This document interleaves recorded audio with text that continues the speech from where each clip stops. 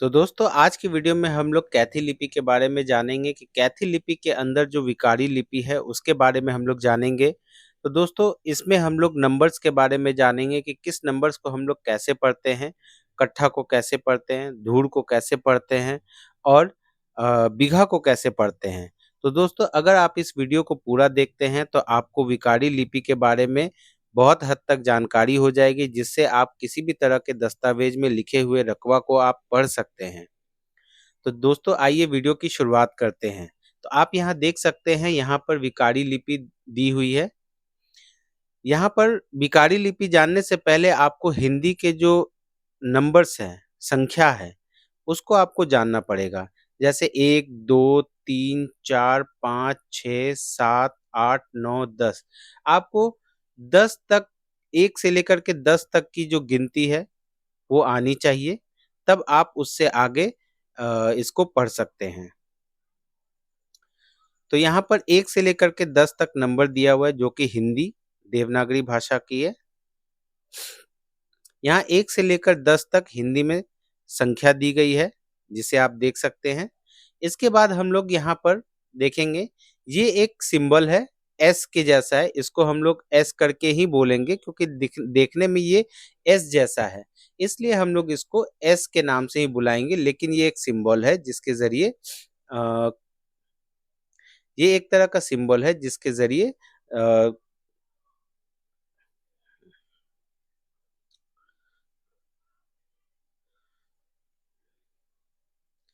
तो दोस्तों आप देख सकते हैं यहाँ पर ये एक सिंबल है जिसको हम लोग एस से रिप्रेजेंट करेंगे। हालांकि ये एस होता नहीं है, इसको कुछ और बोलते हैं, लेकिन हम लोग इसको एस रिप्रेजेंट इसलिए करेंगे ताकि ये देखने में एस के तरह है और समझ में आए। तो अगर हम लोग एस और वन, वन यानी रोमन में भी आप लिख सकते हैं या वन बोल सकते हैं, एक लाइन है, इसको हम लोग बोलते हैं 5 धूर। अगर एस के बाद एक लाइन आता है तो इसको हम लोग 5 धूर पढ़ेंगे। वही एस के बाद अगर 2 लाइन आता है तो 5 और 5 10 धूर। एस के बाद अगर 3 लाइन आता है तो 5 5 5 यानी 15 धूर। और एस के बाद ये देखिए 1 आ गया। 1 मतलब क्या हो गया, ये जो एक हिंदी में जो नंबर दिया हुआ है, संख्या है, वही संख्या यहाँ लिखा हुआ है। तो एस के बाद जैसे ही एक आया, ये एक कट्ठा हो गया। उसके बाद 5 कट्ठा को इससे रिप्रेजेंट करते हैं हम लोग। 10 कट्ठा को हम लोग 2 बार लिखेंगे, 5 5 10। ये 10 कट्ठा को रिप्रेजेंट करता है। उसके बाद 3 बार अगर हो गया तो 15 कट्ठा। और यहाँ एक चीज और आप ध्यान दीजिएगा, यहाँ पर इसके बाद यानी एक पाई के बाद, तब यहाँ पर आप ध्यान दीजिएगा कि एक लाइन के बाद तब ऐसा आ रहा है। तो इस ये क्या है, ये तो आप यहाँ देख सकते हैं दोस्त कि यहाँ एक लाइन के बाद तब ऐसा आ रहा है, मतलब ये बीघा को रिप्रेजेंट करता है। तो आइए हम लोग जानेंगे कि 1 से लेकर के पूरे 20 धूर तक को किस तरह से लिखा जाता है। तो धूर को लिखने के लिए हम लोग यहाँ पर डबल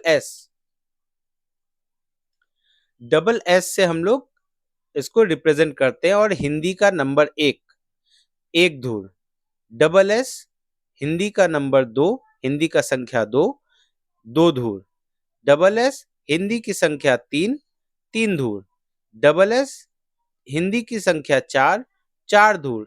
और उसके बाद एस के बाद अगर 1 लगाएंगे, आप यहाँ देख सकते हैं एस के बाद 1 लगाने के बाद ये 5 धूर होता है। डबल एस और हिंदी की संख्या 4 तक, इसको हम लोग 4 धूर पढ़ेंगे। और जैसे ही 5 धूर में आएंगे, ये संख्या बदलकर एस के बाद एक पाई आ जाएगा, एक खड़ी लाइन आ जाएगी, जिसे हम लोग 5 धूर करके रिप्रेजेंट करेंगे। तो ये एक सिंबॉलिक फॉर्म है। इसके बाद आप देख सकते हैं एस के बाद एक लाइन 1 और हिंदी में एक एक संख्या 1, इसको अगर हम लेके आए तो इसका वैल्यू 5 होता है। तो 5 और 1 मिला करके 6 धूर। उसके बाद आप देख सकते हैं एस के बाद 5 और 2 7 धूर, 5 और 3 8 धूर, 5 और 4 9 धूर, और जब 5 और 5 10 हो गया तो ये 2 बार आ गया, यानी 10 धूर।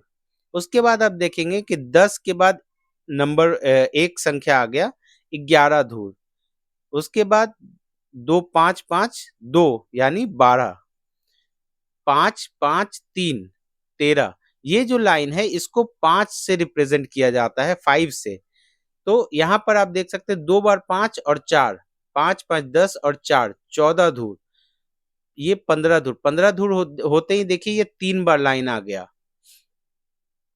उसके बाद आप देख सकते हैं कि एस के बाद 3 लाइन यानी 15 और एक संख्या, हिंदी संख्या का 1, 16 धूर।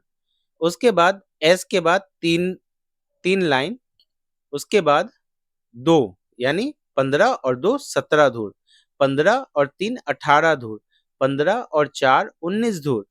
और जब 19 धूर के बाद क्या होता है कि 20 धूर जब होता है तो उसको हम लोग कट्ठा बोलते हैं, एक कट्ठा। तो एक कट्ठा को हम लोग किस तरह से रिप्रेजेंट करते हैं, एस के बाद संख्या जब 1 आ जाए तो हम लोग एक कट्ठा बोलते हैं। तो आप एक चीज यहाँ देख सकते हैं, एस के बाद जब यहाँ पर एक खड़ी पाई आएगी तो उसको हम लोग बोलेंगे धूर, 5 धूर।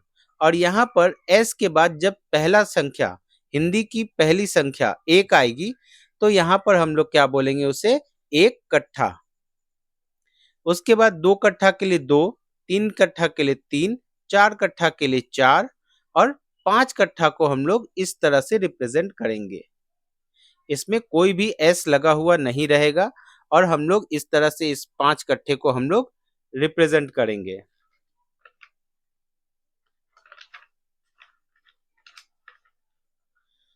तो दोस्तों आप यहाँ देख सकते हैं कि